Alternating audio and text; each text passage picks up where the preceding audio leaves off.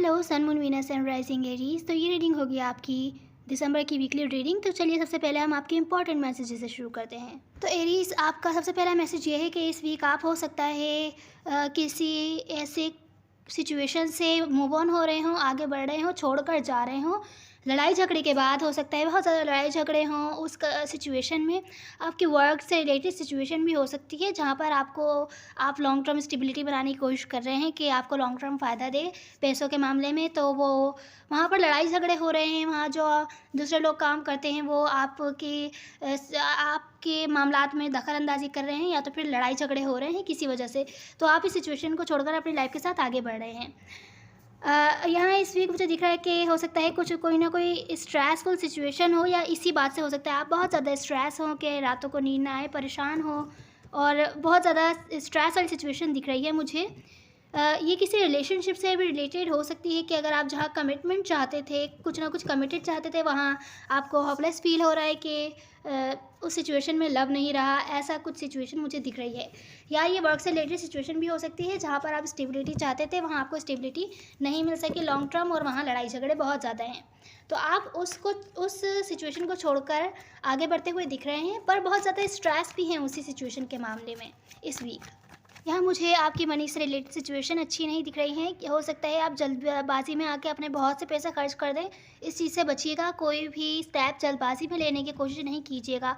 किसी भी चीज़ में इन्वेस्ट करने से बचिएगा, बहुत ज़्यादा इन्वेस्ट करने से बचिएगा। पैसे खर्च करने के मामले में बहुत ज़्यादा सोच समझ के पैसा खर्च कीजिएगा, नहीं तो फिर आपको ये सिचुएशन बहुत ही ज़्यादा स्ट्रेस पैदा कर सकती है, डिप्रेस भी कर सकती है।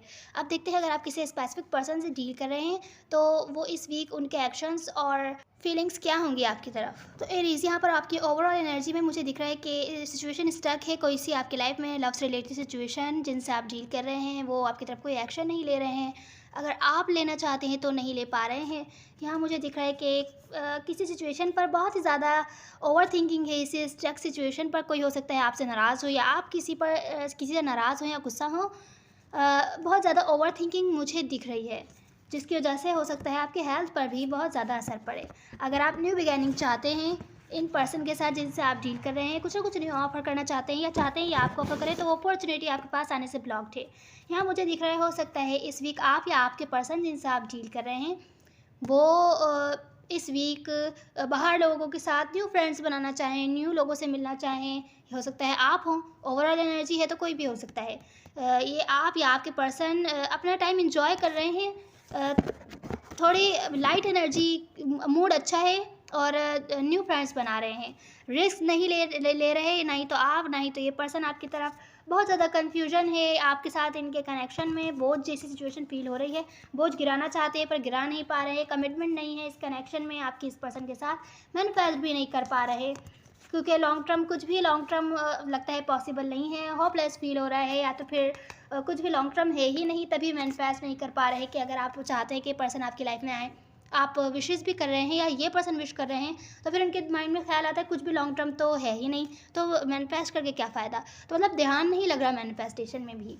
यहाँ डिसीजन बनाने में कोई प्रॉब्लम हो रही है मैनिफेस्टेशन से रिलेटेड कि अगर आपको अपने लाइफ में वापस चाहते हैं तो आपके बारे में डिसीजन नहीं बना पा रहे, हो सकता है आप ना बना पा रहे हों। तो ये है ओवरऑल एनर्जी। अब हम देखते हैं आपकी फीलिंग्स देखते हैं सबसे पहले तो हम। तो एरीज़, मुझे लगता है आप जिनसे भी डील कर रहे हैं उनके साथ आप सेपरेशन में हैं। हो सकता है 3 महीने हो गए हों या 3 हफ्ते हो गए हों, 3 साल भी हो सकता है कुछ लोगों के लिए हो गए हों। यहाँ मुझे दिख रहा है कि आप डिसीजन बना चुके हैं इस पर्सन के बारे में कि इसके साथ आपके कनेक्शन में कमिटमेंट बिल्कुल भी नहीं थी, तो आप रिलीज़ कर रहे हैं। ये सी आपकी फीलिंग्स है। आप इस पर्सन को, इसकी सारी मेमोरीज़ को, सारी बातों को रिलीज़ कर रहे हैं। या अगर आप लोग सेपरेशन में नहीं हैं तो आप अब सेपरेशन चाहते हैं, हमने डिसाइड कर लिया है, आप ब्रेकअप करना चाहते हैं। अब आप और ज़्यादा वेट नहीं कर रहे हैं इन पर्सन का। वैसे मुझे पहले यहाँ पर चैलेंज क्लैरिफाई करना चाहिए था, तो चलिए चैलेंज क्लैरिफाई करते हैं। मुझे दिख रहा है आपके चैलेंज में है इस वीक आपको बहुत ही पेशेंटली वेट करना होगा, अपने इमोशंस को बैलेंस करके रखना होगा। ये नहीं कि जल्दबाजी में आके कोई भी डिसीजन लेने की। किस बारे में, चलिए क्लैरिफाई करते हैं। तो एरीज़ यहाँ पर मुझे दिख रहा है कि आपको पेशेंटली बहुत ही अपने इमोशंस को बैलेंस करके आपको कोई डिसीजन बनाना है इन पर्सन के बारे में। शायद ये पर्सन हो सकता है आपसे, आप इनसे मैच्योर हों या एज में बड़े हों, या ये आपसे मैच्योर हों एज में बड़े हों। यहाँ मुझे दिख रहा है कि आपको पूरा ध्यान रख रहे हैं कि मैच्योरिटी मतलब जल्दबाजी में आके इमेच्योर तरीके से कोई भी डिसीजन ना बनाएं कि इस पर्सन के साथ ब्रेकअप कर लें, सेपरेशन में चले जाएं या दूर हो जाएं इन पर्सन से।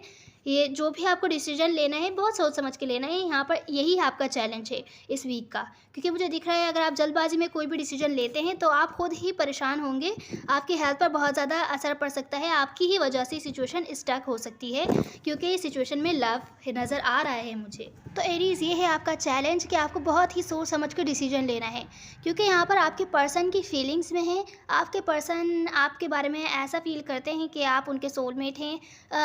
आप उनके दिल में आपके लिए बहुत ही ज़्यादा लव एंड रिस्पेक्ट है, इतनी ही जितनी आपके दिल में भी होगी उनके लिए। आपको मिस कर रहे हैं बहुत ज़्यादा, आपके साथ इस कनेक्शन में न्यू बिगेनिंग चाहते हैं, सब कुछ भूल कर आगे बढ़ना चाहते हैं। अब बिल्कुल भी कंफ्यूज नहीं है। अगर पहले कंफ्यूज थे क्या करना है आपका, क्या नहीं करना है, पास्ट की बातों पर होल्ड ऑन किए हुए थे, तो अब उस सबको भुलाकर आपको चुन रहे हैं। आपके अपने सारे ऑप्शंस दूसरे अगर इनके पास हों तो साइड करके एक कन्फ्यूजन को छोड़कर आपको चुन रहे हैं और आपको कुछ ना कुछ न्यू ऑफर करना चाहते हैं, ताकि इस कनेक्शन में आपके साथ कुछ लव से रिलेटेड मामला में कुछ ना कुछ न्यू चाहते हैं ये पर्सन। अब ये आपको ऐसा देखते हैं कि आप इनको बिल्कुल भी अटेंशन नहीं दे रहे हैं, तो ये पर्सन आपको ऐसा व्यू करते हैं कि आप इनको छोड़कर जा रहे हैं, इमोशनल डिस्कनेक्ट हो रहे हैं, ज़्यादा बातचीत नहीं कर रहे हैं, हालांकि ये आपसे बात करना चाहते हैं। ये देखते हैं शायद आप भी बातचीत करना चाहते हैं, पर क्योंकि आप खुश नहीं हैं, आप इनको बिल्कुल भी अटेंशन नहीं दे रहे हैं, आप अपना टाइम एंजॉय कर रहे हैं अपने दूसरे फ्रेंड्स के साथ और इनको अटेंशन नहीं दे रहे हैं, तो इनको बहुत ही ज़्यादा टॉक्सिक सिचुएशन फील हो रही है। या तो ये आपसे ऑब्सेस्ड हैं कि बहुत ज़्यादा वेट कर रहे हैं आपका, या आपसे कम्युनिकेशन करना चाहते हैं, बहुत ज़्यादा ऑब्सेस्ड हैं कि बार बार इसी बारे में सोचते रहते हैं सारा दिन कि आप इनसे कम्युनिकेशन करें। बिल्कुल भी खुश नहीं है ये आपके पर्सन।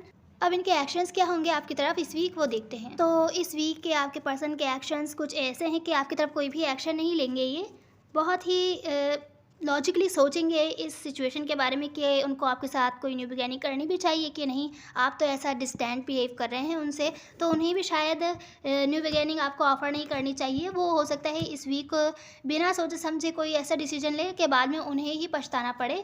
इस वीक बहुत ज़्यादा स्ट्रेस हो सकता है आपके पर्सन हो, क्योंकि न्यू बिगेनिंग जो चाहते हैं आपके साथ वो हो नहीं पा रही है।